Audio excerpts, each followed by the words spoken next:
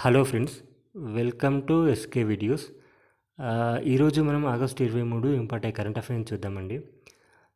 భారతదేశంలోనే తొలిసారిగా 1.3 కిలోమీటర్ల పొడవైన డబుల్ స్టాక్ కంటైనర్ రైలు ముంబైలోని జవహర్లాల్ నెహ్రూ పోర్టు నుంచి గుజరాత్లోని వడోదర వరకు 422 కిలోమీటర్లు ప్రయాణించడం జరిగింది.